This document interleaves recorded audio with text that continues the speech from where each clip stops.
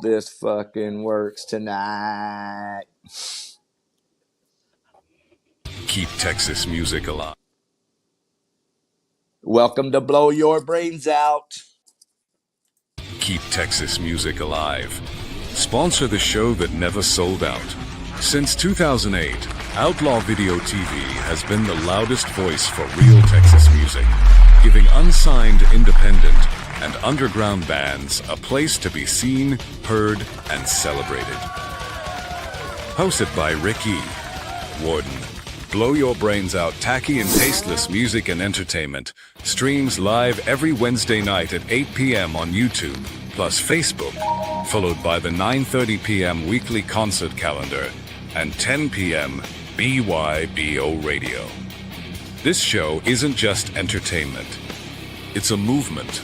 Every week, we promote local gigs, venues, and Texas artists fighting to keep music available to all lovers of music that enjoy listening to the music, attending the live performances, and supporting our favorite local musicians and artists. And now, local businesses can be part of the revolution. Sponsor the show. Support the scene. Outlaw Video TV has 1.4 million plus views, 1,200 plus videos, 2,880 subscribers, local artists and entertainers featured weekly, over 100 local bands featured every year. It's totally Sponsoring Blow Your Brains Out means your business is part of the heartbeat of DFW's music community, not a commercial break. We promote your brand right alongside the best local music in Texas. On-air mentions and shout-outs. Your logo on live broadcasts. Welcome to the interruption of the presidential speech. That's right. We are the interrupters tonight. And you too can participate as always right here on Blow Your Brains Out every Wednesday night, 8 p.m. The way you do it is in the chats. That's right. The chats are live and hot, so you can ask our special guest questions. You can promote your shows if you're in a band. But enough of that. I am coming to you live from lovely downtown Arlington. Right here, you can see behind me, I'm in the Heavy Metal Hall of Fame. So we're going to have some highs and lows tonight, a little challenges here and there with the overall engineering and production, but we're going to make up for it with content and entertainment because I'm going to be leaving the Heavy Metal Hall of Fame here shortly, and I'm going to take you on a tour through lovely Arlington, Texas music entertainment. How's that, everybody? Woo! All right. So join me now in welcoming the one, the only motherfucking Dave Jarvis. Hello, Brainiacs. Welcome back to the only podcast that jumps through more hoops than Lucy trying to meet the Queen. Now try not to tremble as I pull out your Zorch. Folks, what's the difference between this podcast and a savings bond? Eventually, a savings bond will mature and earn money. But we're getting better. We're reading more, and we're learning so much. For example, in today's issue of Podcast Marketing, researchers have discovered the power of homophones. A homophone is when two words are pronounced the same but spelled differently, like write, as in to take a pencil and write a letter, and then there's right, as in the opposite of left. Or like how Ariel is the lovely, talented singer for Against All Odds, but Ariel, Aerial, can also be a viewpoint from up in the sky. Or as the old saying goes, when you lose small mind, you free your life. In one homophone experiment, people were asked to read a post and then see an ad for a new restaurant opening up. And check it out. This is interesting. So one group's post ended with the words, so long. The other group's post ended with the words, bye bye. On average, the So Long group said they would spend just under $30 on an evening in the new restaurant. The Bye Bye group, however, said they would spend on average just over $45. researchers found that the words bye bye, BYE, made the group think of the word buy, BUY, and thus subconsciously made them willing to pay more for the dinner package. So the next time you hear the NSYNC song Bye Bye Bye, you know what they're really trying to tell you. All right, everybody, from the BYBO studios in Frothy Gash, Texas, where hugging is considered ethnic, please welcome to the stage Newton Farr. How you doing, Newton? I'm doing fantastic, Dave. How are you? I am quite well. I am just enjoying this dark journey by our grand wizard, Mr. Rick E. Warden. Apparently, he's in a cave deep in the heart of Texas. Rick, how are the conditions in the cave? Fan freaking tastic. I want to give a shout out to our guest interviewer tonight, Newton. Thank you for being here. Thanks for having me, man. Absolutely, man.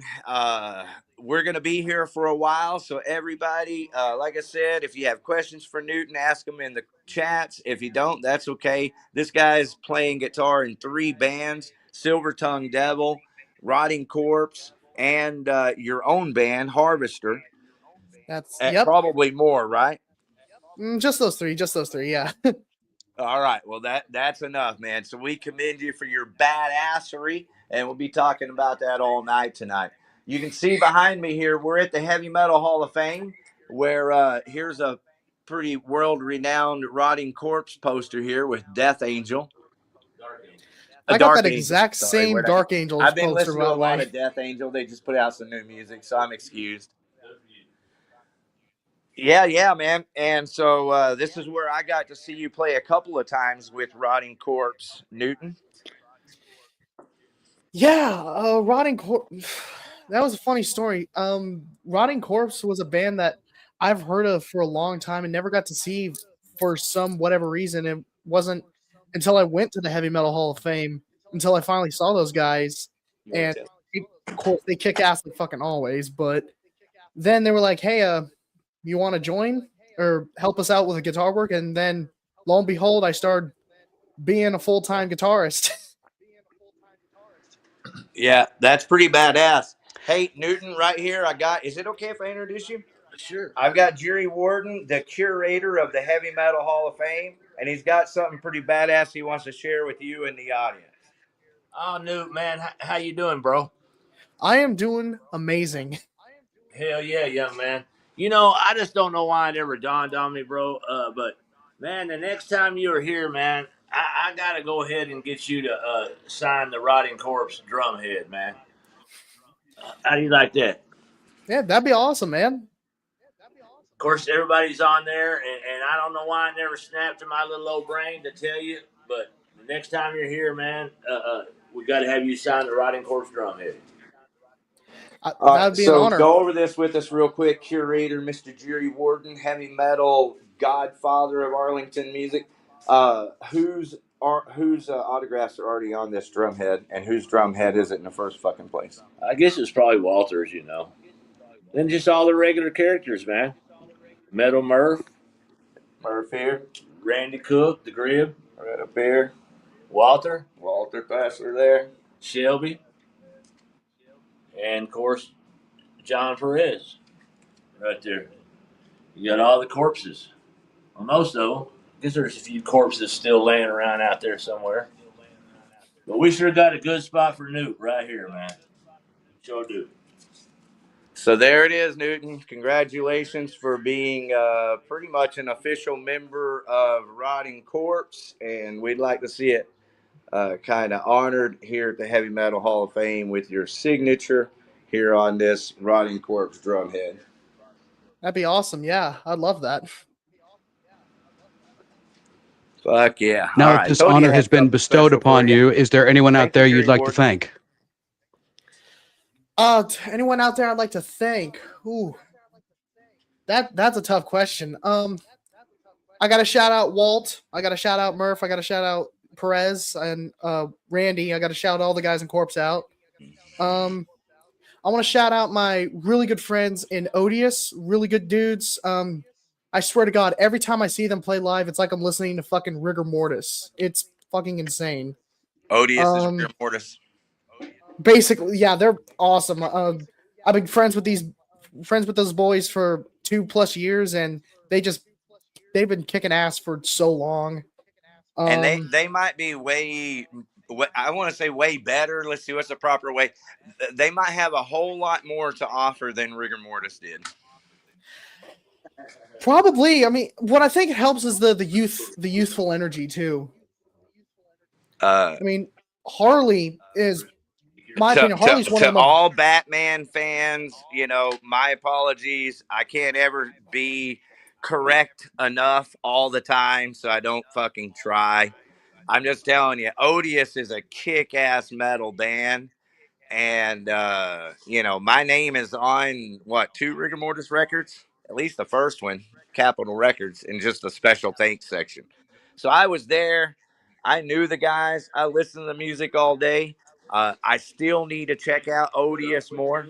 Yeah, we had to put up with their shit, but I still need to spend some time with Odious. But what I've seen of them, oh man, that's some pretty amazing talent there, and they're still pretty young.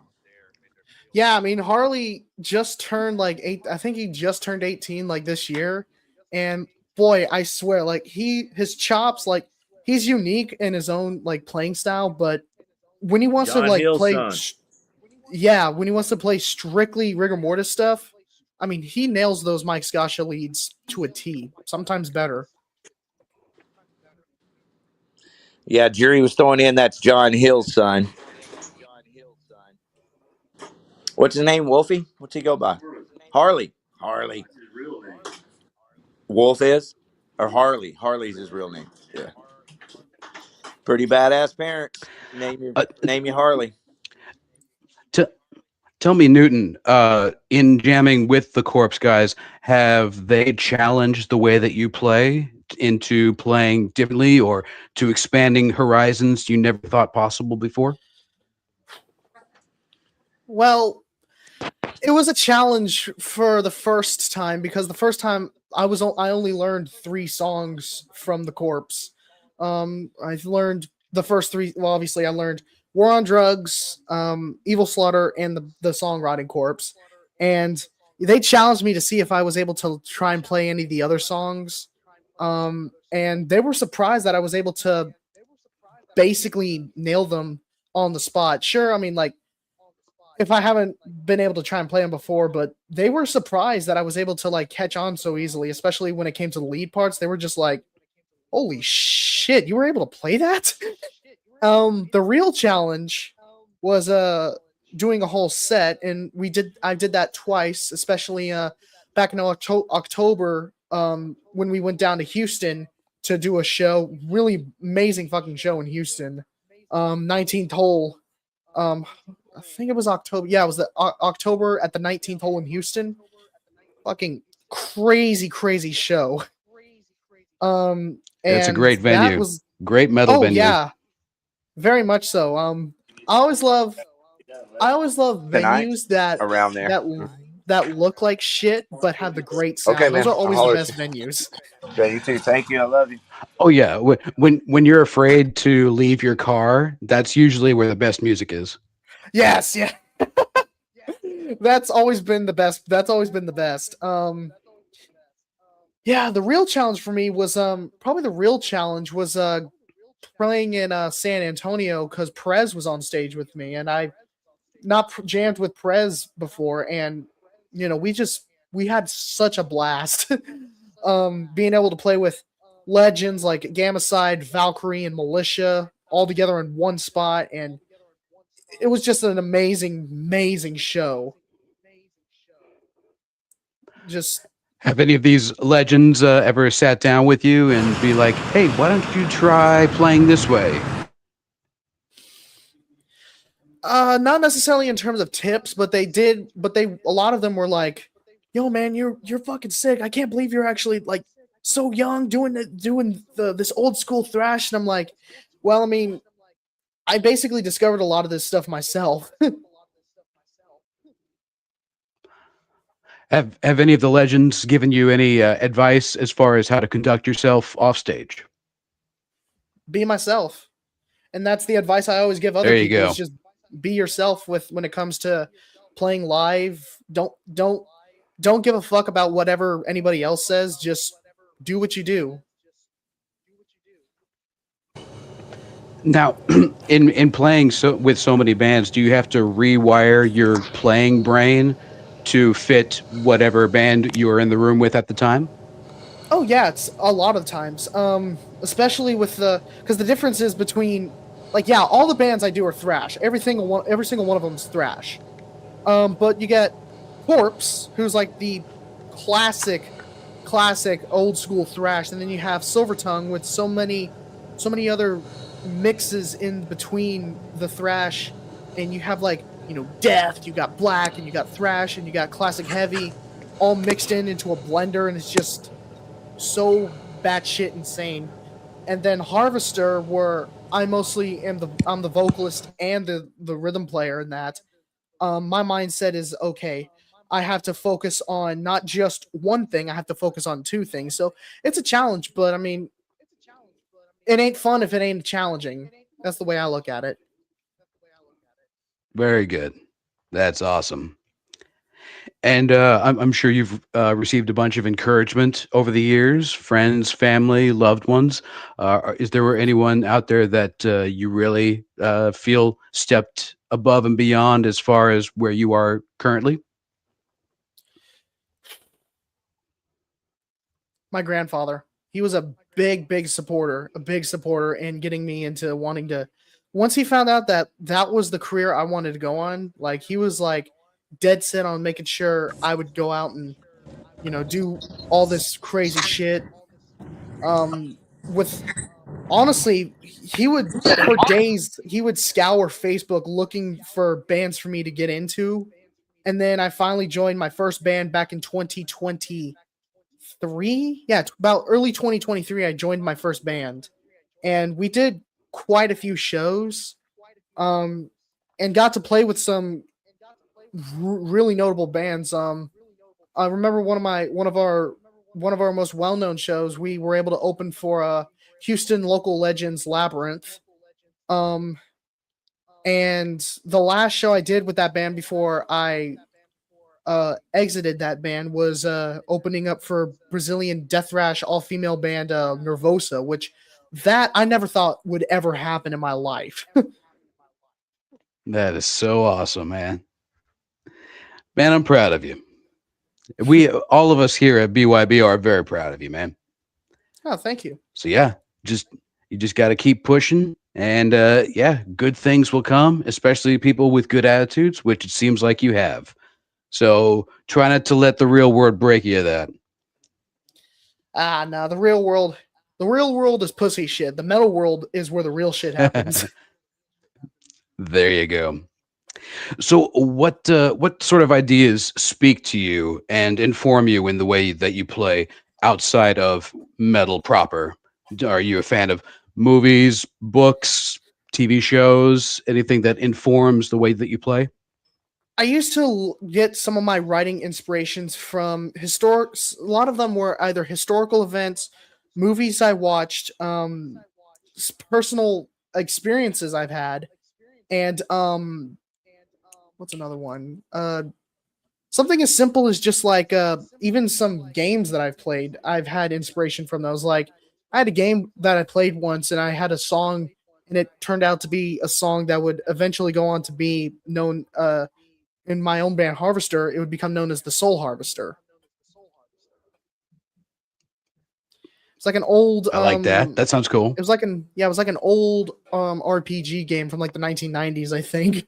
I'm way too young to know what the hell that thing is, but hey, what the fuck, you know? um Nah, no way. You're never too young to play.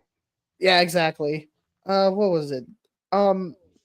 But yeah, a lot of historical events too. Historical events, various things that just happen in the world that I would read about and just like, huh. Because like sometimes when you look in the newspaper, you're like, oh my god, what happened here? But my brain has like a split. It's like, oh my god, this just happened. This is so terrible or whatever. But the other side of my thing is like, how can I make a song about something like this? And because a lot of the topics that I've explored through all the bands I played in were like, warfare, violence, just all kinds of just insane shit that I've both read about and seen. Um, Probably the most significant one was when I wrote another song that would end up becoming a Harvester song called Blood Oath. Blood Oath, I based that song off of Jim Jones, the super mega church cult leader who convinced like Crazy. he convinced like 900 people to drink cyanide and laced Kool-Aid or some shit like that. And there was a death tape released, and I was like, song right there. Which is very morbid, don't get me wrong, but it's like some of the best dude, that's a songs. terrifying video to listen to. Yeah. Oh yeah, some of the best songs in metal are based off of very morbid things, like "Angel of Death" by Slayer, "One" by Metallica, or even something like "Looking Down the Cross" by Megadeth has such an eerie sound to it. Okay, so you have more of an apocalyptic mindset to the thrash. That's actually the best mindset for thrash, because thrash, of course, came about in the nuclear terror age of the '80s, where we thought, oh, Russia's going to bomb us at any moment, and so the music became heavier and faster. So that's good. Do Oh you yeah, ever check out what inspired your heroes? Like, I know Lord of the Rings was huge for Led Zeppelin. You ever read or watch something that inspired one of your heroes and just went, "What the hell is this?" I'm a big horror movie guy. Big on horror and big on 80s dark action. One of my well, it's not really an 80s movie, but one of my favorite movies that I took inspiration from for some of my songs was Devil's Advocate with Keanu Reeves and Al Pacino. It's such a badass movie, Oh yeah, dude. especially with the I twist at saw the end. a Like, what the fuck? That's a great twist. Yeah, I saw a death metal band from Oklahoma one time, and it was just a guy with a drum machine hooked up to his feet and a guitar. And one entire death metal song was just Al Pacino's speech. Who you carrying those bricks for anyway? And he made an entire song out of it, and it was the most amazing, brutal song I've ever heard in my life. I think I know the band you're talking about. Putrid Pile, maybe? Because Putrid Pile's definitely got Dude, like that might actually be it. This was like 25 years ago, but it was a one guy band with just a guitar and a drum machine hooked up to his foot, but he played the most brutal metal ever. Yeah, Putrid. I've known of Putrid Pile, and they've had some in this singular dude who does everything, literally everything, and it's just so gross, and yet it's so badass at the same time. Like, Oklahoma's when it comes awesome. to when it comes to brutal death metal, like, or anything in that sort of niche, if it doesn't give you like that stank face, like, ooh, it ain't a good fucking song. I'm sorry. Do you think the world is primed for a thrash rebirth with you at the helm, of course? 100%. I wouldn't say me at the helm, but 100%, because thrash has just gotten a huge resurgence with the release of like so many bands, Void, Labyrinth, the Valorant, Nemesis, God, I'm missing a couple, but and even some older bands that are releasing new albums that have just blown up recently. Like, when people, I mean, I was surprised when I heard Testament's new album recently this year, and it just blew me away. Like, wait, this is Testament? What the fuck? They're back? And it's just people have just had a newfound respect for the old style of thrash, and obviously some of them are going to have more of a modern sound, which there's nothing wrong with that. There's bands like Warbringer and Havoc and Toxic Holocaust that have like that old school appreciation, but still want to have a modern twist on the classics. It's thrash is just one of those genres that's like changed so much in the metal scene. Like, and obviously even classic heavy metal's had a resurgence lately. Like, I've seen a lot of old heavy metal bands just blow up, and new bands are basing their sound off of old heavy metal bands. Like, I remember a buddy of mine, he went to go see this band, Haunt. I think they're called. Yeah, Haunt. They're like relatively new, but they sound insane. They're like so good. And I managed to catch them live at Hell's Heroes, and they just blew me away with how classic of a sound they have. But in terms of like a resurgence, yeah, I think thrash is definitely coming back with a heavy resurgence since like 24. 24, I think, was when people started seeing like, oh yeah, thrash is starting to kind of peek its head out. And I think as soon as 2025 happened, a lot of those thrash bands really started coming out a lot more with more material and really just started getting more notoriety. Not just like in Texas, but across America and the world. Yeah, they say when times are at their darkest, that's when the best music comes. Can be, can be. Squeezing out the juice. Oh, yeah, A lot of that's right. yeah. What do you say, Ricky Warden? How is everything over there? Well, we are fantastic here at Growl Records. I don't know if y'all saw Dave earlier or not, but let's go over here and let him say hi. This is the guy that runs the place. What's going on, guys? How y'all doing? Hello, Y'all hello. come on down, get some of the best craft beer. And we're going to spend a minute going through some records in a minute. I'm going to talk for a minute and then go through some records. Y'all come on down, go through some records with us. Get you some Christmas presents. Yeah, because Christmas is right around the Hell corner. yeah. Most definitely. Dude, Growl has a great selection of vinyl. Newton, are you a fan of the vinyl? I mean, I've just started recently collecting vinyls. I think once my first ever vinyl I ever got was a live album. Actually, it was the Unplugged album by Nirvana, and which was one of my Oh, all time favorite what live a albums. great one to And start with. yeah, and people were like, "Yo, man, you got to try and buy yourself another album." And the first vinyl I ever bought for myself was "Kill 'Em All" by Metallica. It was the first vinyl I ever bought. Mm.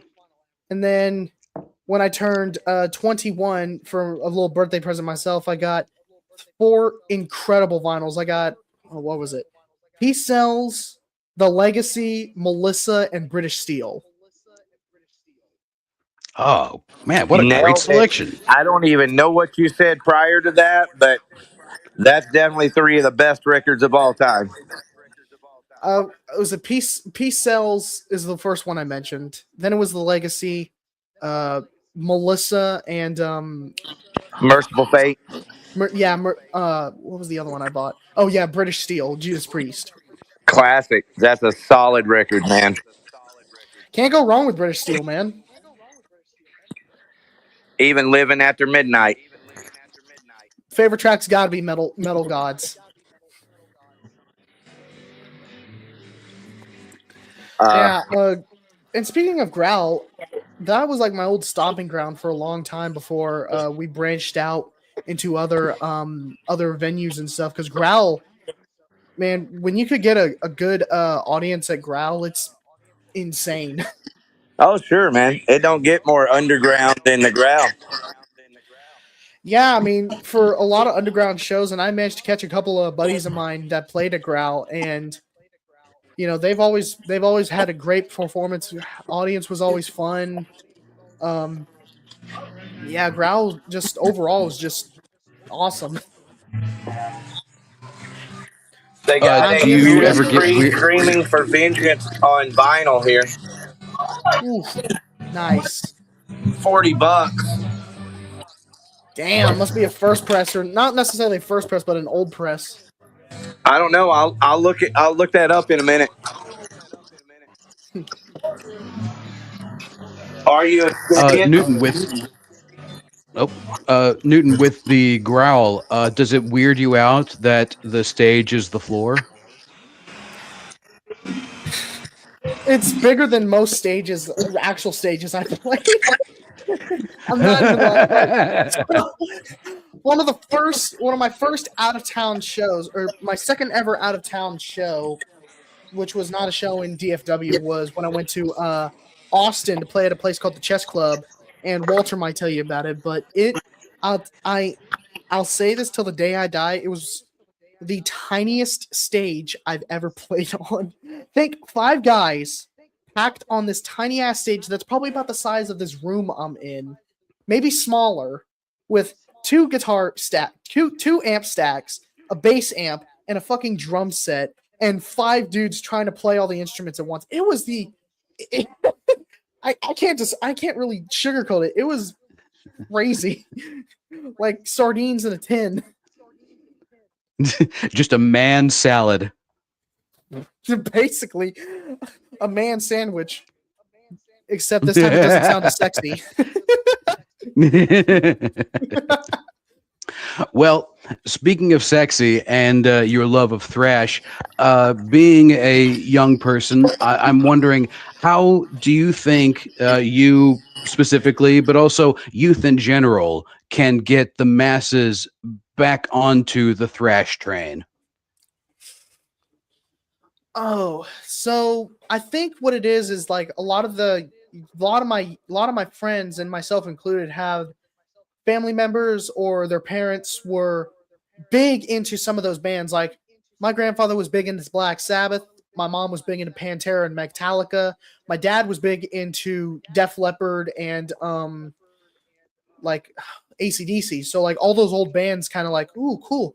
And then eventually some of these guys want to start exploring more of like what else was there. And through exploring a lot of these bands, and I think the internet really helps too, because a lot of the older bands, their music's been re-uploaded on like YouTube, Spotify, Bandcamp, a lot of that stuff.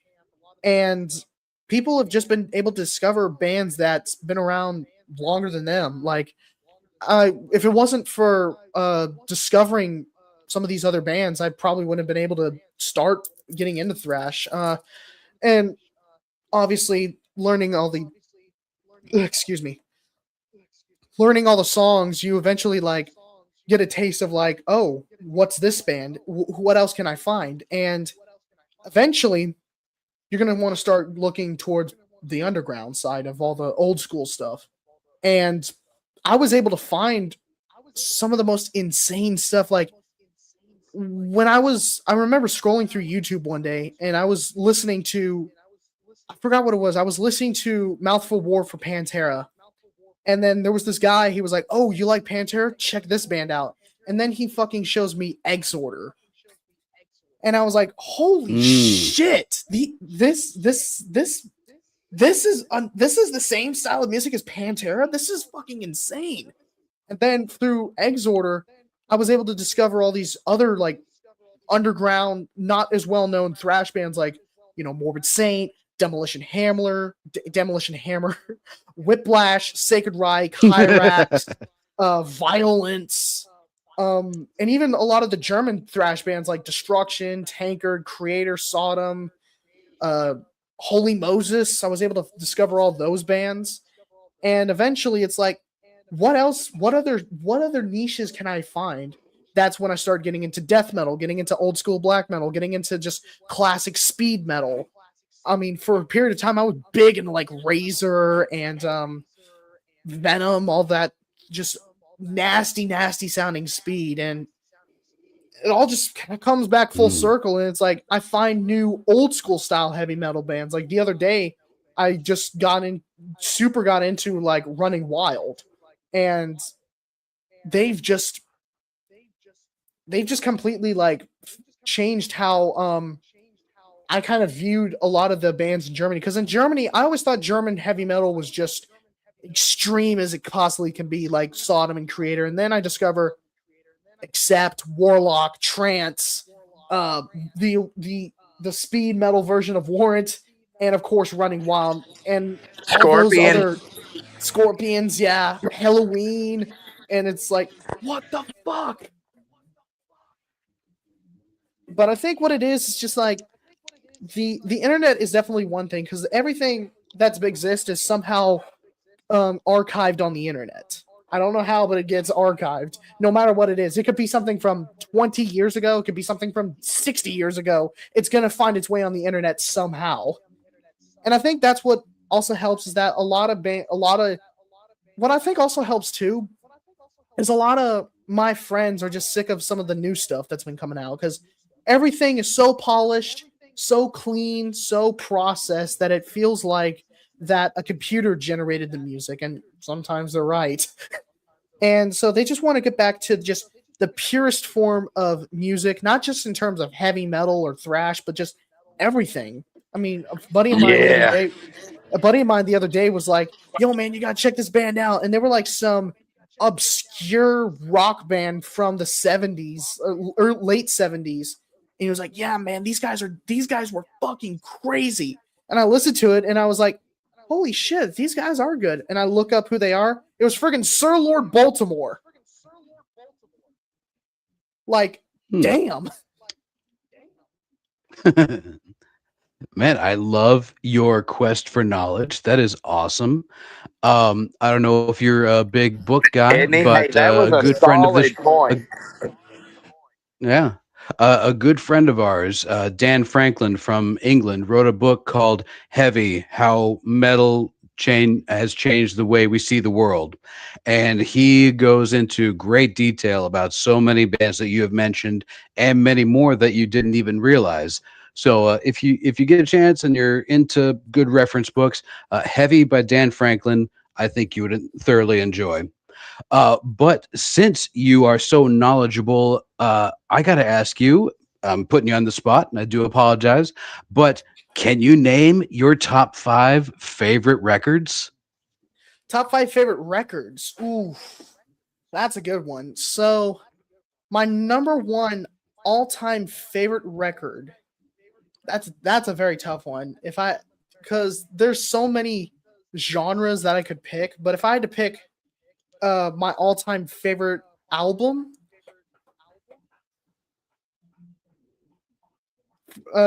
going down from like top 5, number 1 I'd probably pick South of Heaven. South of Heaven was the one that really kind of transpired my love for thrash. Number 1 would be South of Heaven. Number 2, Dirt by Alice in Chains. Such a beautifully crafted record. How about that? Yeah, I feel like it's not just like the sound of the record, but the songwriting. The songwriting really helped shape the way the album sounded. Number 3 would probably be The Somberlin by Dissection. Big Dissection fan. Been a fan of Dissection for a long time. And when I first heard The Somberlin, I was just so blown away with like, really? Black metal can actually sound beautiful? Number 4, I gotta go with Far Beyond Driven by Pantera. Ooh, You got it. Man, that's You just got heart. Before I had because I've been obsessed. I mean, you can see right here, I've been obsessed with Pantera and Dimebag for a long time. And that album was just in a time where, metal was trying to be all commercial and mainstream and radio friendly. Now, here comes these dudes from Arlington, Texas, and they come out with one of the most brutal albums of the 90s, and boom, it reached number 1 on the Billboard. And I'm like, what the fuck? And number 5, number 5 is going to be hard. Probably Surprised you got through 4. You're doing well. Number 5, I got to say Masters of Reality by Black Sabbath. Oh my goodness, I love it. Massive Sabbath fan. Sabbath was the first band I ever got into, like, heavily. And that was before. I'm like, I started listening. You're funny. I started off listening to Doom, then I transitioned to thrash. So it's like, what the hell? I pulled an exact opposite to a lot of people. Some people want to go thrash then slow, but I was like, nah, I went slow, then I went fast. Now, since we have a huge contingency of Arlington, Texas, and especially Pantera fans, most of the critics and the people with magazines usually declare that Vulgar Display is the best Pantera album. Why do you feel that Far Beyond is superior? That's a good question. Far Beyond Driven, and Vulgar Display of Power is amazing too. I'm not denying that. But Far Beyond Driven was an album that was created. Far Beyond Driven was during a time where metal was just so like, how do I describe it? It was just so polished. Like you had Metallica doing the Black Album and like Load at that point. Megadeth released Euthanasia. Anthrax was doing what was that album? It was the one with like, it was the first album they did without Joey Belladonna on vocals, and even and a lot of like No the wonder we can't remember the name of it. yeah, exactly. Sorry, But John Bush. Not. but everything was super like polished, and even some of the Maiden albums, like the first when they had Blaze Bayley on vocals, and when they had Judas, and when they had and Judas Priest, even when they had fucking Tim the Ripper Owens, which I'm not dissing on Tim. Tim's an amazing vocalist, and I think the songs he did on Jugular were fucking crazy. But a lot of people were like, yeah, this isn't really like what we want in terms of metal, because it's just way too polished and way too mainstream. Then Pantera, the record label that Pantera was under was pushing them to go like, come on, go more mainstream, go more commercial. And Pantera was like, nah, screw you guys. We're going to do this stuff our way. And that's really why I think that's why Far Beyond Driven is the better Pantera album, is because they did it their way, and they far preceded a lot of the opinions that a lot of the critics have, because, you know, you look at the 90s and what was trending in the 90s. You had like, you know, like Celine Dion and Michael Jackson hitting the top charts. Then all of a sudden comes Pantera with Far Beyond Driven, and it just completely wipes out the Billboard and places itself at number one. And blowing the expectations of critics was always something that I always respected a lot of bands to do, even though the people were like, man, they're selling out. Well, they didn't sell out. They just did better than critics said they were going to do. I agree. I will definitely say Pantera definitely were the best pure metal album, but I wouldn't say metal was dead or even polished at that point, because you still had the underground bubbling under with bands like Life of Agony and Helmet and White Zombie and Ministry. So it was, but yes, Pantera was definitely the more pure metal band that hadn't sold out to Coca-Cola. Besides Pantera basically carrying the 90s, if you wanted a band that technically carried the 90s like Pantera did, it would either be mainly Death, because Death were the ones that also like really carried the 90s a lot. But Pantera, they kept metal popular in a way with like Far Beyond Driven, and then eventually when they released the Southern Trendkill with probably the most raw sounding groove metal album, or just raw sounding album I ever heard in general. I agree. And also people should never ever sleep on the 1994 Slayer album. Divine Intervention? Divine Intervention, which to me is if a Godzilla soundtrack became metal. That's how I always viewed that album. Divine Intervention. Divine Intervention was always such an underappreciated and underrated Slayer album for me, because it was the one Slayer album in the 90s that was just so unique, not counting Diabolus and Musica, because I'm just going to say it right up. I think that album's an abomination. Dude, that was a big left turn, yes. But with Divine Intervention, I mean, Slayer just released before Divine Intervention, they released probably their biggest album, which was Seasons of the Abyss, and Seasons is an amazing album on its own, but Divine Intervention was one that you could tell they kind of started changing up a little, but they were still Slayer. He was like, oh, that's Slayer. Yeah. Yeah, and the mid-90s band, the Panteras, the Slayers, they were great placeholders from the 80s thrash, and they were basically gearing things up for the new metal movement that would soon explode a few years later. Yeah. What are your feelings on new metal? I know that new metal is a broad category, but you So know, depends on the band. Like, for example, people say, "Oh, Slipknot's new metal." Uh, Debatable. Obviously, the first album by Slipknot could be categorized as new metal, but then you get Iowa, which sounds nothing like new metal, and then you get All Hope Is Gone, which is like groove mixed with thrash mixed with like all these other sounds, and you're like, this doesn't sound anything like new metal.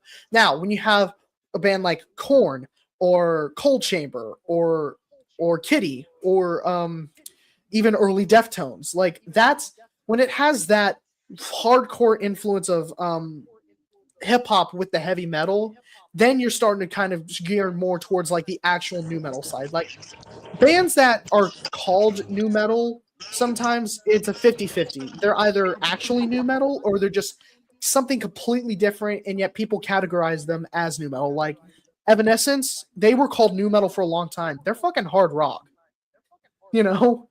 yeah. um Oh yeah, System of a yeah, Down, dude. they're like alternative metal. Set the record straight. And then you Yeah, have dude. I remember. Oh, I'm sorry. I remember one time Chris Rock was on a talk show and he was like, Morgan Freeman and Ben Affleck have an Oscar. Are they equal? And I feel that that same argument can be applied to uh, fucking Fear Factory and Lost Prophets are considered new metal, but are they? well, I mean, if you want to try and I mean, though. categorize industrial metal with the hard rock equivalent of Jeffrey Epstein, then but no, like Well, I definitely can't. Yeah, dude, I can't shit on new metal. That was my high school. So, but what's cool a was lot of that people's high people school. eventually got to. Yeah, eventually people got tired of the cookie cutter, fucking Disturbed, Godsmack, Linkin Park shit, and that's what begat metalcore. And then we had bands like Lamb of God, Killswitch Engage, Shadows Fall, and then this new Trivium. level of heavy where Trivium, All That Remains, all these bands that are way too heavy that were suddenly going gold, going platinum. Do you think that metal should stay underground? That's a hard subject because you're gonna have elitists are gonna be pissed off with me for this, but I don't think if a band is underground, that's always the best thing. Because I've encountered several underground bands that had no idea what the fuck they were doing. But at the same time, I've seen several bands that had an extreme sound that did really well for themselves.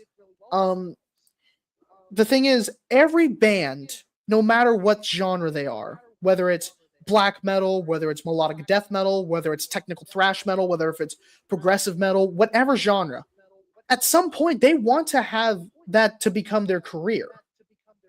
And we've seen that with a lot of extreme metal bands like Cannibal Corpse. They were able to make a career out of themselves, and people shit on them for it. And it's like, well, Cannibal Corpse, well, like people like, oh, Cannibal Corpse sold out. Well, did your band ever get to play with fucking Jim Carrey? Didn't think so. So to say that metal should always be underground is a 50-50.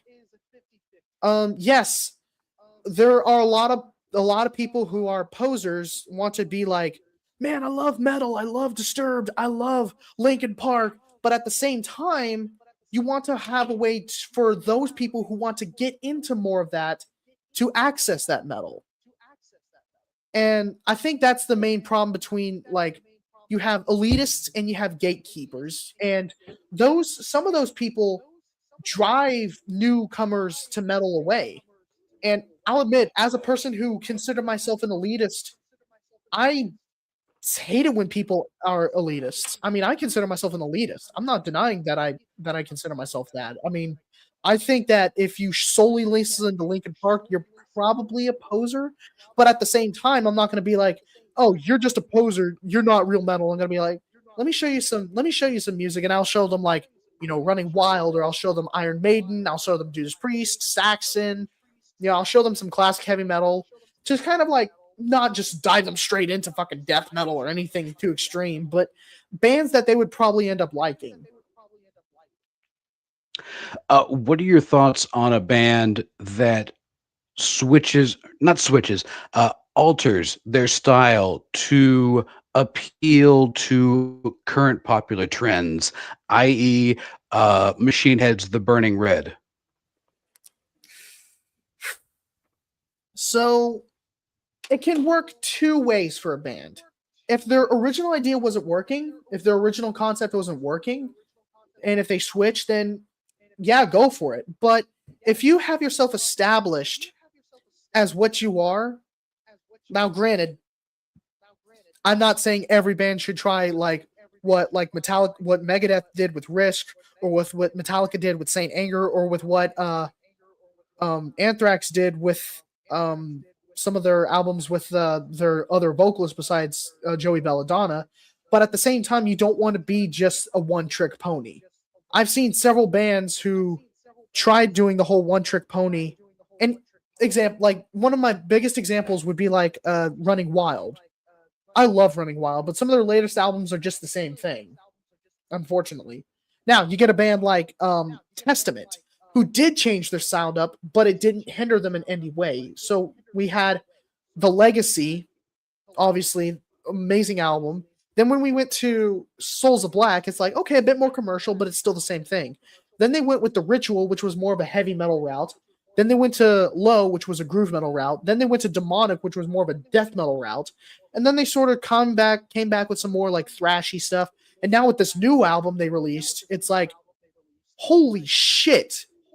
They have like this elements of just black metal and death metal and thrash metal thrown into one pot and thrown into one album that it's just amazing. So it can work, but a band should really know what they're doing in order for it to work. Yeah. Ooh, here's a good one. Who are some of your favorite bands that have never made a bad album? Death is up there. I'm not trying to sway. I'm not trying to sway your thoughts, but in my opinion, for me, Deftones and Opeth are definitely in that category. And Meshuggah. For me, if I had to pick, I actually got to look at my top 20 favorite bands. I keep putting you in the spot, man. I'm sorry. Bolt Thrower is Bolt Thrower is one. the shit, man. They've not released a single album I disliked. The only one that I could say was somewhat not like my personal favorite, but I still think it's a great album, would probably be the debut, which was in Battle There's No Law, which it's kind of it sounds kind of shitty, but it's still a great album. Another band would probably be Alice in Chains. I don't think Alice in Chains ever put out a bad album. Death never put out a bad album. So you're a fan of the post-Lane Alice in Chains? Oh yeah, I mean, as much as I love Lane, Willem Duvall has still got a great voice, and it fits Alice in Chains perfectly. And when I listen to, especially when I listen to the album when the Devil Put Dinosaurs Here, I was so blown away with how that sounded. It was so good. I've not heard an Alice in Chains album that good since Dirt. Granted, I don't think it is good as Dirt. Dirt's still, in my opinion, the best Alice in Chains record. But the fact that they were able to still make a good album even without Lane is a testament on the fact that, hey, these guys know what they're doing. They don't know how to make a bad album yet. I mean, knock on wood. Right. Yeah. Yeah, we were discussing the evolution of metal, and we left off on metalcore, and you and I both agree that basically the last 15, 16 years, metal has been very homogenized. And, it used to be like you prided yourself on not sounding like everybody else. And yet it seems like since As I Lay Dying, everybody kind of copies that style.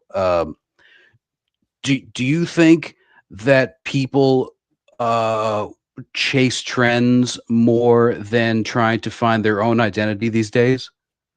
In a way, yeah.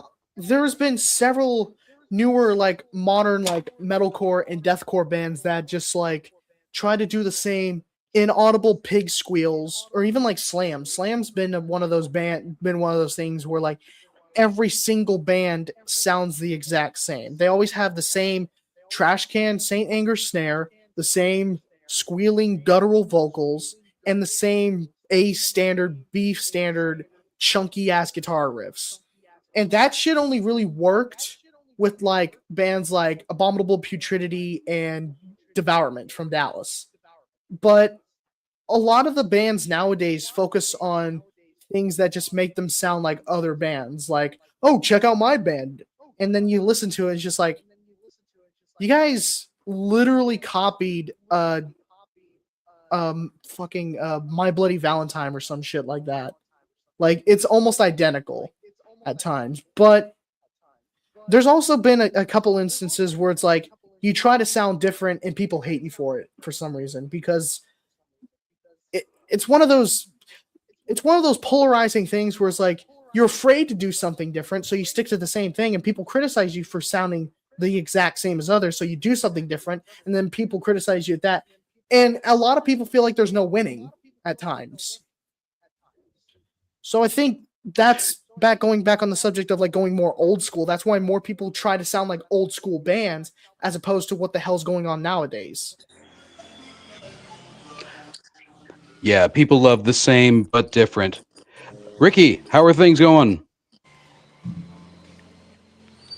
Was that a shout to me and Growl Records? Yes, sir. That's All right. Check out what I found. This might be the deal of the house. I don't know. There's a lot of good stuff here. But this is Blood of the Sun on vinyl. The record is Death Ride.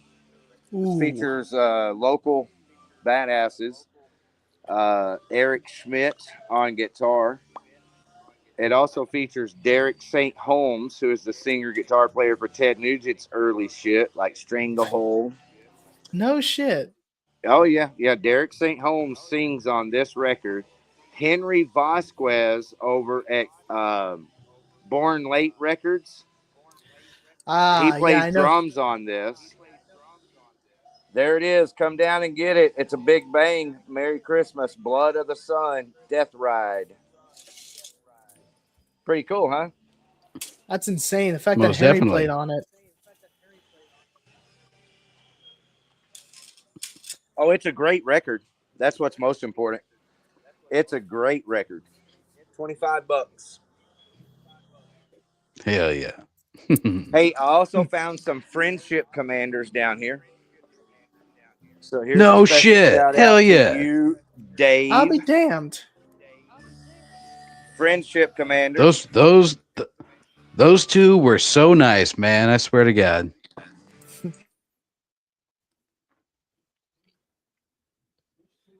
Yeah, we've had quite a few honored guests come through BYBO, including but not limited to Within Chaos, Narcotic Wasteland, King Ern from Germany, Van Quattro, who's in the movies Fight Club and End of Days. So yeah, we're all encompassing. We're definitely the metal show, but we like to venture out and we like to branch out. And speaking of branching out, Newton, have you found yourself ever doing something that you did not like musically and went and changed the way you play or the way that you set up your rig, just to never have to run into such a problem again?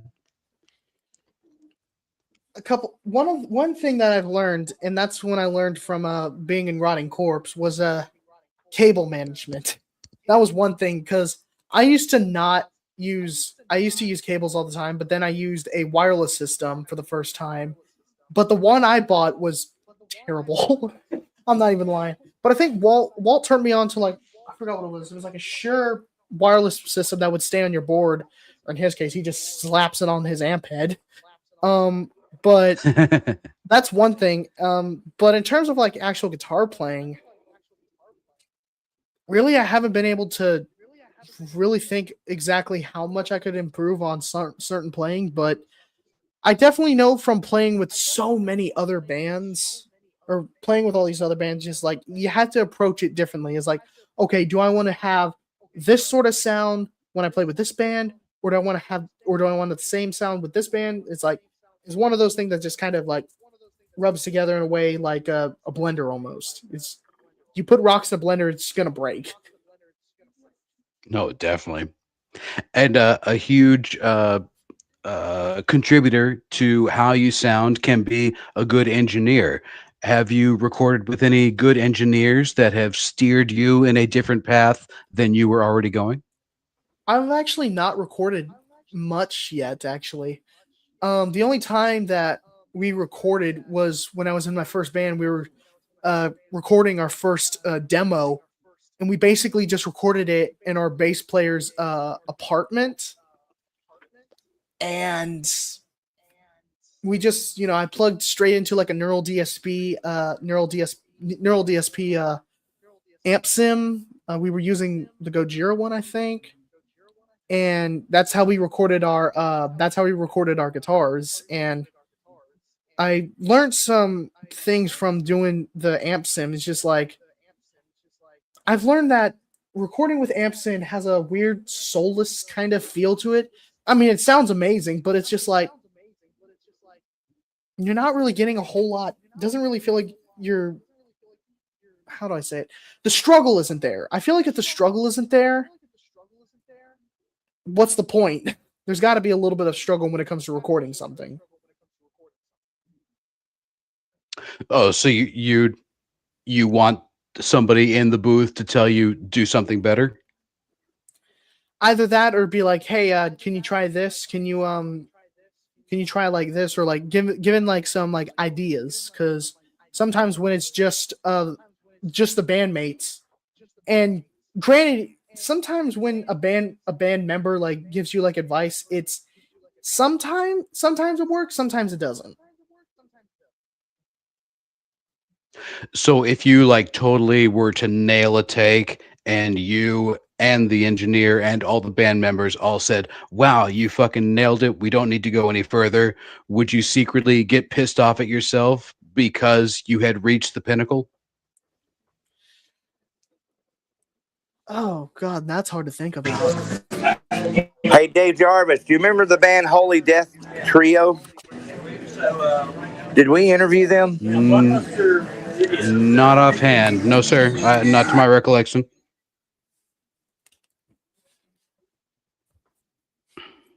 A little wardrobe change because that do-rag was giving me shit. Oh shit! I'm sorry. Nah, you're good. Yeah. So so you would be personally satisfied if you nailed the take, you felt that you nailed the take, and everybody else around you nailed the take, or would there be something in the back of your mind that says, "I can do better"? Even if I nail a take, there's always going to be a thing that yells at you, no matter what you do, whether it's a guitar riff, a movie scene, a script writing, a lyric writing, whatever. You're going to have that thing that just constantly yaps at it like, you can do better, you can do better, you can do better. And it's like, that gets annoying at times because when you feel like you reached a pinnacle point where it's like, I don't know if I can do better, then you start being like, well, how can I make it sound worse? And you almost want to sound like shit. It's like you want to purposely sound like shit. Well, there is a common slogan running amongst most producers, and that is, you never finish a song, you just decide to stop there. And Yeah. believe me, that is very valuable advice, because I know people that have been working on one single song since high school. So that's 27, 28 years. They're God still damn. working on that same song and they still haven't finished it. So sometimes you got to cut your losses and move on to the next thing. Yeah, basically, I tell that with everybody. It's like if it's a song that you haven't been that you've written, but you're not completely sure on it, just take a break from that song and try something new. I've rewritten several songs. Some of the songs that I've rewritten don't even sound like the songs I originally intended.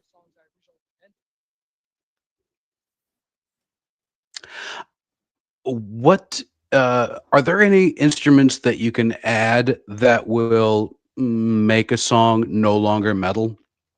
Like Metallica got a lot of flack for introducing acoustic guitars to Ride the Lightning, the album. Do you feel that any particular instruments can be added into the fray that ultimately denigrate the spirit? Unless it's some weird shit like a hurdy-gurdy, I don't know. um, I wouldn't necessarily cause. I wouldn't necessarily say something that would cause it for not to be metal, because you have folk metal, which implies all sorts of crazy shit, and then you had a band, and then you have symphonic metal, which adds in like synthesizers and stringed instruments like cellos and violins. So I think what it boils down to is like how it's used. What did you say? Synth rock? I have to say, Moonfalling. Check it out. Yeah, but I've known those guys for a bit. But yeah, I mean, I wouldn't necessarily say like, unless it's like something wild, like you can't really put a banjo in a thrash metal track. And it would be kind of weird. Same way how you wouldn't put a baritone acoustic in a slamming brutal death metal song. Or like you It can't put a didn't stop John violin, 5. basically. Fair enough. What else? Really, I don't know a whole lot of example. It always depends on how it works. Like Metallica, when they put the acoustic guitars on Ride the Lightning, I felt like it worked. Then you have a band like Slayer. It would be weird for Slayer to have an acoustic guitar in one of their catalogs, because their music wouldn't really reflect it. You can have a clean sounding guitar, but not an acoustic guitar. It would sound kind of weird. So what it boils down to is how a different instruments used as opposed to a standard guitar, bass, and drums. Okay, back up to Metallica Ride the Lightning. That is like acceptable. No, that's how you actually fucking do it. Mm-hmm. Yep. Yeah, All because right. sometimes when it comes to like putting like acoustics or whatever in certain bands, it's just like, why? Like, why do you need this? But at the end of the day, Well, it has to fit the song. The song has to demand it. for sure. Yeah. Absolutely. And also, who can tell where the evolution of a song begins and ends? I mean, of course, you start off with the idea or the riff or the whole song structure, but that can totally be overhauled. The song can be completely forgotten about, and you can take that riff and stick it into another song. And that's the You beauty can. of that's the beauty of the evolution of a song. And so You can. I'm wondering.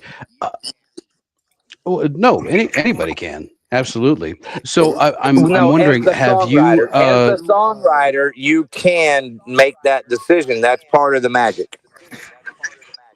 of course, of course.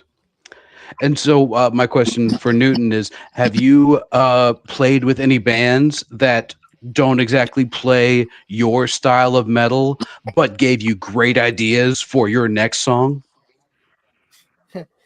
That's an interesting question. That's an interesting one. Way to go. I might have to think about that for a second. A couple times I've played with I opened for, who I've opened for before. I'm trying to remember. When I opened for a Joy Division sounding band once back in 2024 in February at Three Links. I forgot exactly what they were named, but I really enjoyed their sound, and I was just like, how can I incorporate like a very dark sounding riff that's still thrash metal-y? And it's like that kind of gave me some thought in that. But when I also opened for for Lucifer and Viticus and Blasphemous Goat Vomit in Reno's a couple back in 24 as well.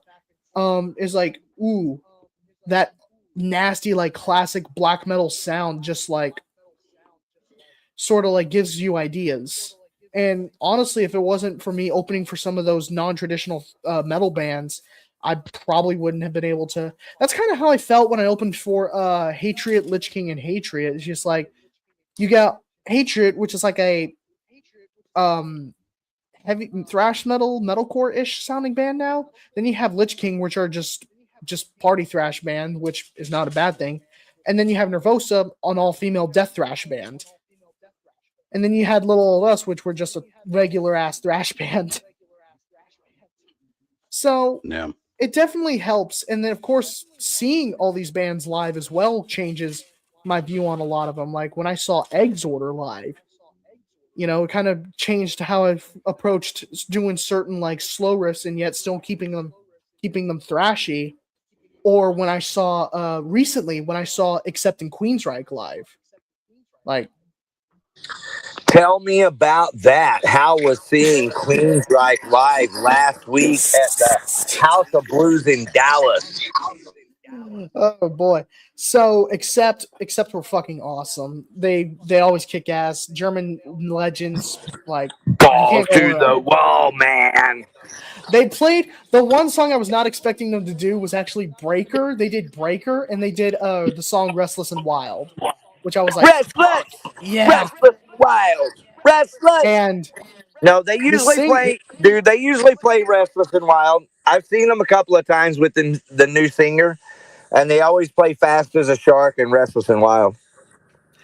saw And they Fast as play Shark. Princess of the Dawn. I'm pretty sure I heard them do Princess of the Dawn. They did that when I saw them. Yep. Mm-hmm. And then when I So saw balls and then out for accept. balls out. uh, and then there was Queensryche, which the singer of Queensryche was insane. Here's the craziest part. The motherfucker had laryngitis and was still hitting higher notes than Jeff Tate does nowadays. All right, damn it. So when I see him live and I hear Axl Rose struggling to sing, it's like fucking all these other bands have no excuse to sound as shit they are when that guy can sing his pipes out with laryngitis. Thank you. You're right. Hey man, there's all types of musicians, there's all types of singers, and it's important, to just be able to recognize that, and that's part of enjoying the process, and it's just the way that it is. You know what we should do is we should spend a minute catching up with the chats. I don't know if y'all realize this, and I'm just going to start by apologizing to everyone in the chats because the chats have been going wild tonight. But as an engineer, I'm just having a good time dicking around in lovely Arlington, Texas. And so let's go ahead and bring y'all into the program here. What is this saying? It says show on stage. Yeah, that's why I clicked on it to show it on stage. Can y'all see it? I saw it for a brief moment. Yep. All right, there it is. All right, so there it is. What's that say? Hell yeah, Rick. All right. Thank you. Lots of fun. Lots of fun. Well, it's no wonder I needed to get to the chats. Yeah, there's a lot of. Got a hell yeah, Rick. Okay, what's this one? But S&M added a lot of instruments. Yeah, it's true. The S&M live album that Metallica did add a lot of instruments.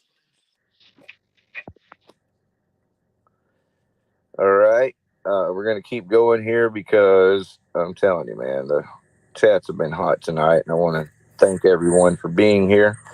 And again, give me just a second because...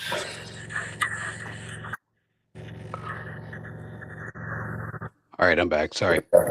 Here we go. Yeah, I apologize 2 days. It's hell yeah, Rick again. All right, so how about this? Let's go ahead and talk. And have you guys talked about Silver Tongue Devil yet? No, I was Ooh. actually about to get to that. What is on the horizon right now? We've talked about the history of metal with Newton, which it's so nice to talk to a historian such as yourself. Isn't But it? we want to know Bro, he's the got to come here and back. now. How he's wonderful, dude. How is 2026 shaping up for Newton Farr? So with in terms of STD, I'm not gonna spoil too much for what we got planned for next year, but we are in the process of writing new songs and we got some big shows coming up, which had me even surprised.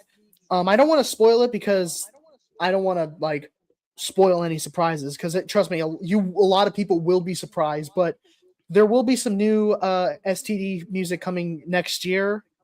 And for Harvester will be in the process of doing some stuff next year as well. We haven't been able to do anything this year yet, but my hope is that if we can at least record something at the end of this month or at the beginning of January, somewhere in that time frame, we'd be able to put something out. What we do have, Silver Tongue, we do have a show coming up Friday, December 19th at the Haltom Theater on the main stage, and we're playing with some of our buddies, including our good friends Demon Seed. Love us some Demon Seed, as Ah, well as Cesspool Corruption, Swarm, and a couple other insane friggin' bands. It's going to be a really good show. A lot of badassery, a lot of good shit. Um, and then for the Corpse, we do have a show to keep y'all informed. We have a show at in Arlington at the Continental Club, December 27th. Rotting Corpse has a show at the Continental Club. that's awesome. And I'm assuming that the crowds have been quite favorable. Hey, Surprisingly, where is the Continental Club, Newton? downtown Arlington. Or not Arlington, downtown Austin. Fuck. Oh yeah, yeah. You're right. That's why I was asking. I So hey, road trip. It's Rotting Corpse, dude. I bet you're was about excited, to man. say, It's gonna be a big crowd in I, Austin with Rotting I, Corpse and I Newton can hear Farr. people turning around on the highway right now. Nah, so we, when we did a show, one of my favorite shows we ever did was actually the San Antonio one with Valkyrie, Militia, and Gamma Side, and it was just fucking. The crowd was just so cool. Rob's Metalworks was also there.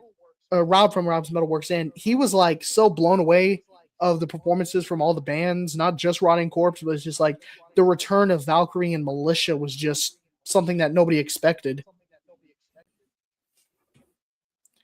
Uh, but yeah, we got that coming up, and yeah, Silver Tongue. Man, I never thought that we would actually, and we've already debuted. We debuted a new song, which hopefully, and from the response of the crowd with the new song has just been insane. A lot of people really enjoy the new song. Uh, and the future is definitely looking quite bright for Silver Tongue. Hey I can Newton, safely do say that. you play on the new Silver Tongue Devil song? Uh, not the EP that came out, but I did play. I do play on the new one, that the new song that we're debuting live. Yeah. Okay. All right. Cool. So debuting a new song live. Kick ass. And then next, probably like mid-January ish, we're gonna actually go and record some new material. Oh, nice. Who are you recording with? Silver Tongue. Oh, who in terms of No, who? I mean the studio. I don't actually know that question yet, or that answer. Okay. But what we do, we're Well, basically trying to get tight with the songs that we do have. okay. Well, I will say, no matter how tight you are with the song, warm up before you get to the studio. It'll Oh, make for things sure, a lot for easier. sure. Yeah, I've learned that mistake too many times. Yeah. Yeah. Many a great recording session has been ruined because of nerves. And if you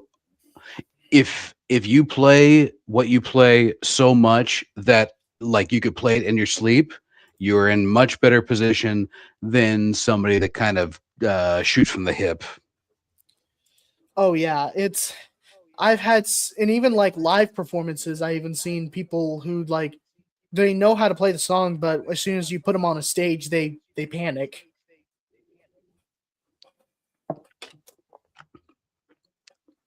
Oh, and that's another thing. We talk a lot about the influences as far as music, film, and even the engineers. But an unspoken huge factor in how a band sounds is their number one fans. Because their number one fans will be the ones that say, "Hey, that sucks," or "Hey, that's awesome."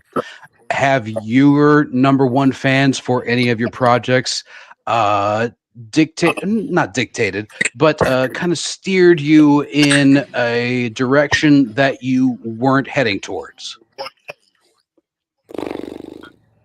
I don't honestly remember, to be honest. It was Hey, one I of those found that flyer. things. Yeah, that's the flyer for the show, folks. Very cool. Hey, just for the record, Oh, everybody, that's going to be a great Craig, show. just for the record, everybody listening, Craig and Silver Tongue Devil are huge supporters. And Craig will be here. The band will be on BYBO in the near future. We'll be talking about all the new shit. The only reason he couldn't be here tonight is because he had other obligations. And I thought, that's really cool because I think that Newton Farr is doing, like, just the fact, Newton, that, John Perez, to me, like personally, I know a lot of really good guitar players and just good people. John Perez is at the top tier. You just don't get in my world, better of a person all around than John Perez. And so for Rotting Corpse to see your talent and embrace you as like a member of the band, pretty much, dude, I don't even have the words to express how much I appreciate all your hard work paying off. And most importantly, you delivering the goods, man. You fucking play like a beast live, and I love it, man. Thank you. I always tell people, like, people always like, how do you practice? And I say, I don't actually start timing myself on guitar until I don't because people will sometimes time themselves on how long they play. I don't start timing myself until my fingers start to bleed. Mm-hmm. I mean, I have scarring on my fingers and shit from how much I've played. It's like I can't even feel the tips on my fingers on my left hand. Hey, man, that's the sign of a champion. Someone that is going to force through pain. Like there's legends of the Chili Peppers and Flea like splitting the skin off of his fingers and having to super glue them back on just so he could finish the set. So that's Well, great. I That mean, shows dedication. And We all remember that one video of Zach Wilde slicing his damn hand open on that one fucking time he was doing a show with Ozzy. Like, Mm-hmm. it's one of those Well, things. you are currently completely occupied with all your occupations in various bands. Is there a dream guitar job that if it was offered to you tomorrow, you would immediately drop everything else and take it?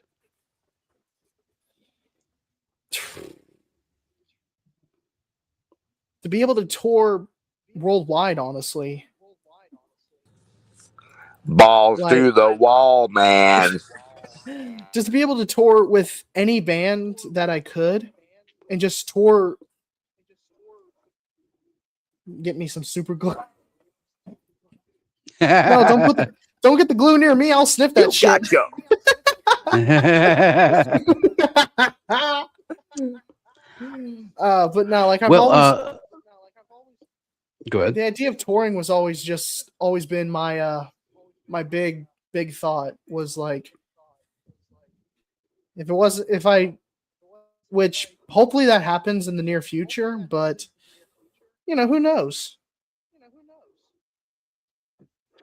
Well, I will say I don't know what your diet is, but if you were going to go on tour for any lengthy period of time, a salad every other day is could be the difference between you shitting yourself on stage and you not shitting yourself on stage. So take care of yourself, and also never pass up a clean restroom. Yeah, exactly. Because we all know Well, how that shit goes. oh, definitely. Well, we are closing in on the 9:30 hour, so that means that the weekly concert calendar is right around the corner. But before we get that, Newton, I just want to say I have had a wonderful conversation with you. I Thanks really for hope having that me. you do come back. You were a wonderful source of inspiration and knowledge. And before I let you go, I would just like to ask Newton Farr, Yeah. how would you like to be remembered?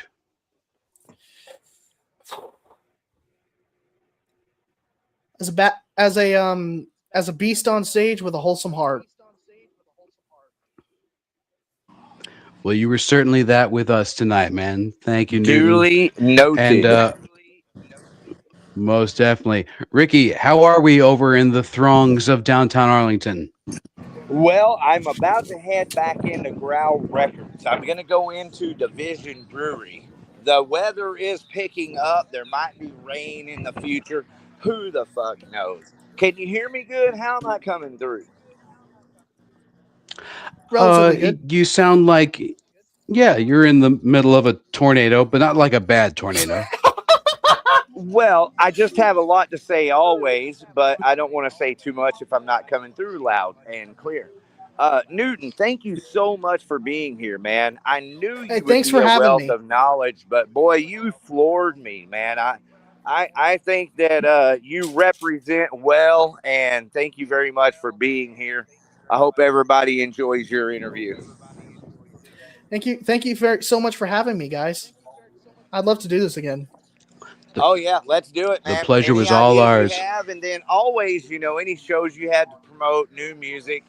We're gonna have Craig and Silver Tongue Devil on soon, so yeah, make yourself at home. Let's have a blast. All Now, right. we're not telling you to leave. So if you don't want to leave, you don't have to. But And I'm I'm not just rushing getting because all the I'm gonna ducks. grab another beer before I start weekly concert calendar. All right. I do have to get going Okay, cool. soon, I'm okay. but Okay. Well, yeah. Don't let us keep you. Absolutely. oh no, but like I said, I'd love to do this again. Like for sure. And we would love to have you. Um, are before you leave, are there any new bands that you think that our audience should pay attention to, Shout out besides your own, of course? I want to shout out Odious once again. Get those guys should be definitely pay attention. Shout out Maldivera, good friends with Maldivera. Shout out Accuser, and shout out to my buddies in Venadrill from Greenville, Texas.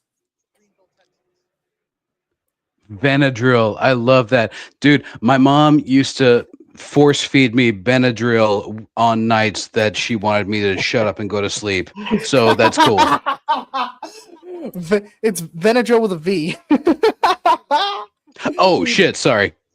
Nah, you're good. Trust me, I mistake them for Benadryl too. I mean, I used to take that shit all the goddamn time. Well, either way, my dreams are horrifying. So take that one with you. I'll take it all. All right, cool. Well, I can't wait to hear your output for the next year and for the years to come, because you have a very promising future. And There all we of us go. here at BYBO are very excited Hey, buddy. for everything that you have. And please don't Before we ever leave, I'm make over here yourself a so everybody stranger can around see here. watching their podcast Oh, no, definitely not. Thank y'all for watching the podcast tonight. Thank y'all. Thank you. Wow, the panel just got bigger, girthier. Yeah.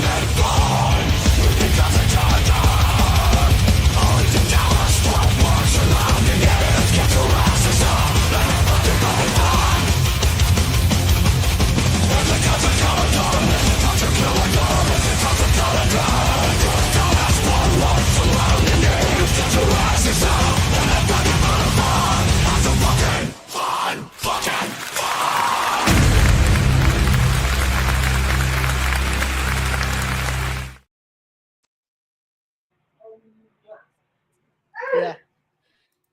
I shall get going. Thank you very much for having me, and I'll catch y'all on the flip side.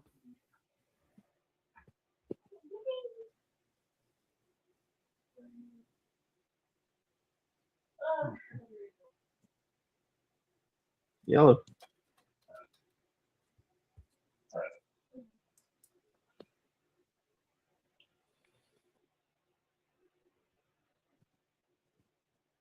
There we are.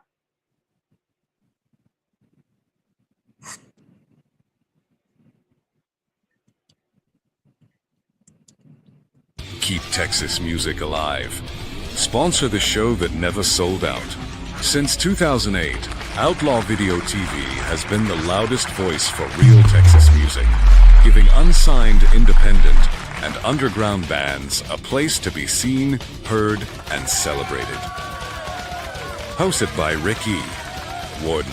Blow your brains out tacky and tasteless music and entertainment streams live every Wednesday night at 8 p.m. on YouTube, plus Facebook, followed by the 9:30 p.m. weekly concert calendar and 10 p.m. BYBO radio. This show isn't just entertainment. It's a movement. Every week, we promote local gigs, venues, and Texas artists fighting to keep music available to all lovers of music that enjoy listening to the music, attending the live performances, and supporting our favorite local musicians and artists.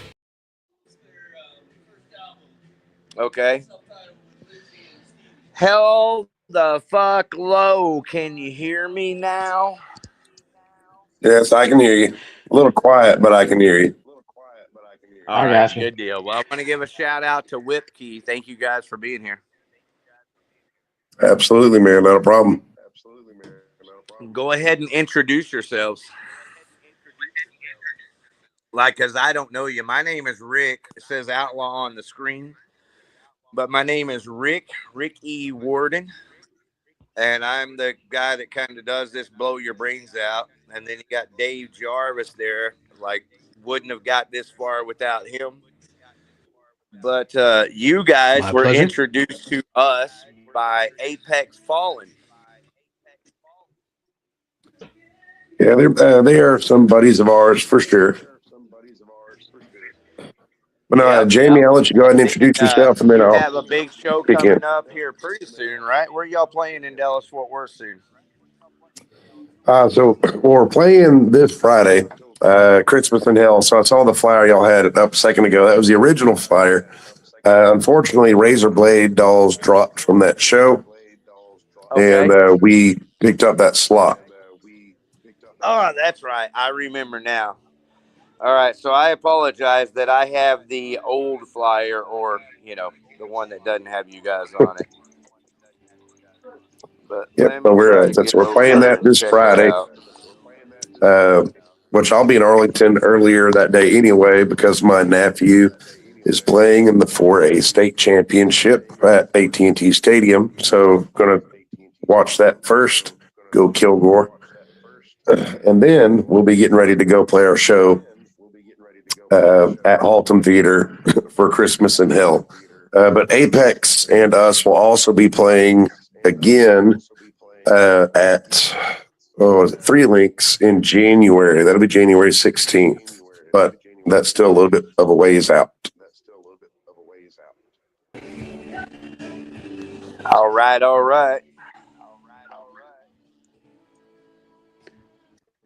I made Very it cool. back. I'm Have gonna y'all pull that flyer up here. have Checking y'all our played at messages. Haltom or We Three have Links before? someone backstage. We played at Haltom We played at before. Halton.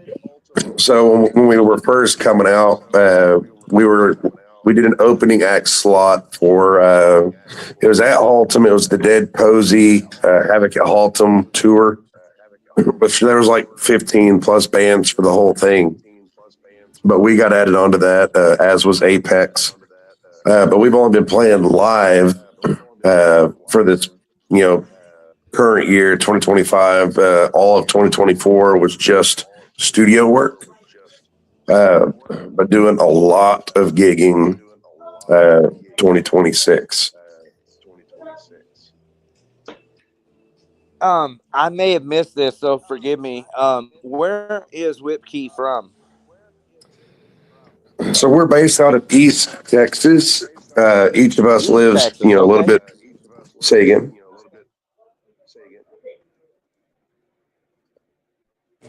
I couldn't hear what you said. Say again. I know East Texas. Yeah, we lost him. Okay. So East Texas, we're talking about Longview, Canton, Terrell area. Gun Barrel. So I'm closer to a town called Kilgore. Our lead guitar player lives in Tyler. Kilgore. Yep. And Mr. Jamie McCool that we have here with us lives all the way out close to Marshall. So we're Wow. more on the Louisiana side of East Texas. Yeah. That is really cool. And you guys been pulling it together. What is your musical style? Are you guys full on metal? Yeah, If we're all over you the haven't place.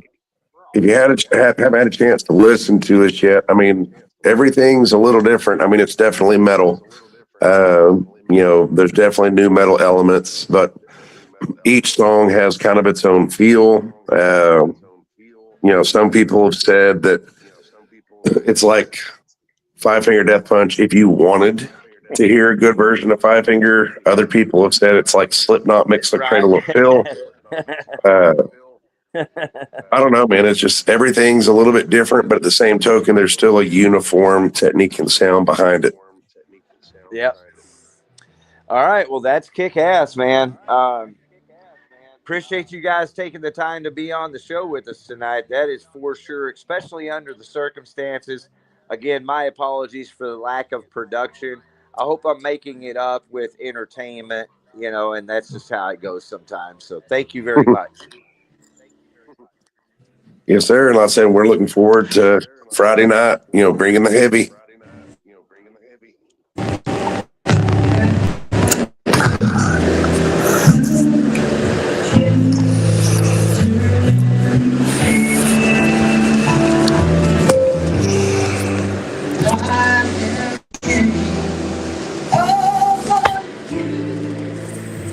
So yeah, I was gonna say I've had a lot of great memories playing shows in East Texas and North Louisiana. The old 516 soundstage was great. The old Cantons was great. I was wondering how does East Texas feel about the older folks from the scene, like My Plastic Friends or Johnny Pecker or Loop 13? Well, you're talking about some actual friends of mine. So Johnny Pecker, lots of him.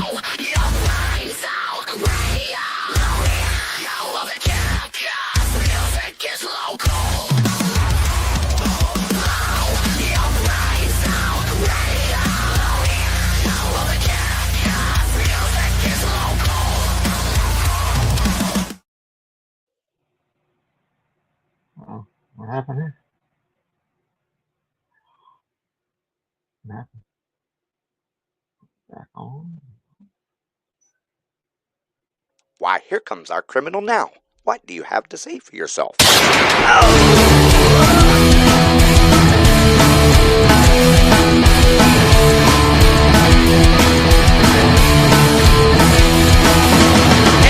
time I think about it, it pisses me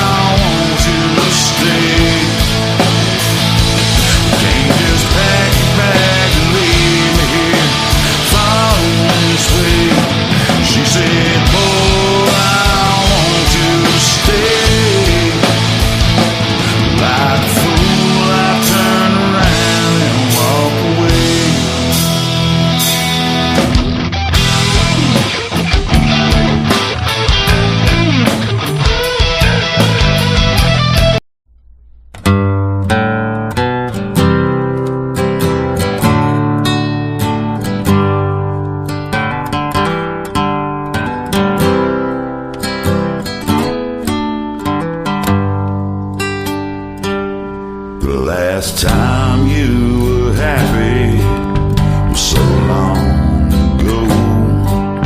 I asked why you're angry. You said I should know. Well, I hate to see you buried in doubt. So go on, get your shit and get out. Get your shit and get out. This ain't a big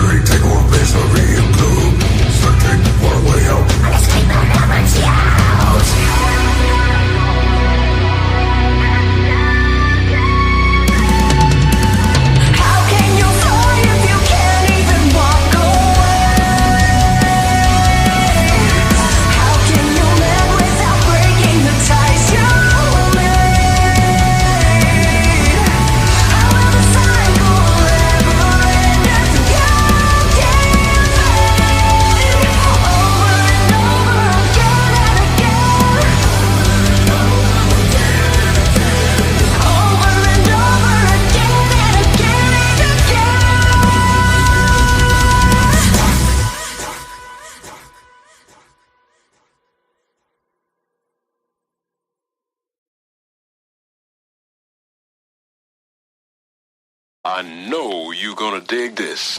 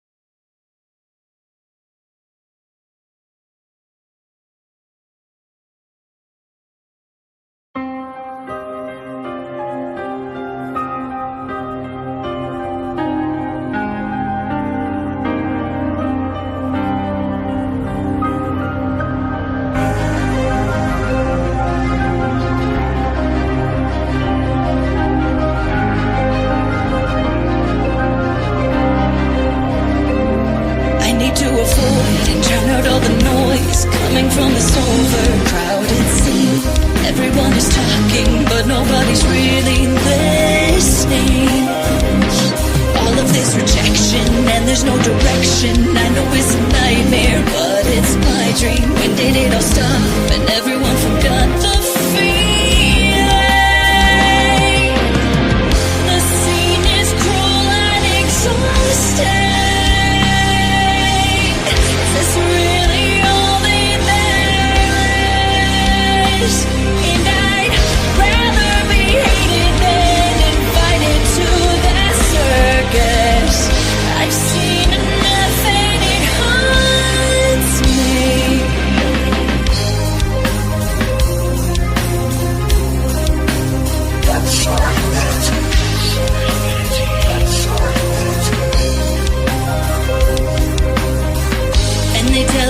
story to you every time. Unoriginal. So why do they all sound the same every night? Over again. Say they like the way the light feels only when it's ideal and they're invincible. Why do all the good ones even try? The scene is cruel and exhausting. Is this really all that there is? And I'd rather be hated than invited to that circus. I've seen enough and it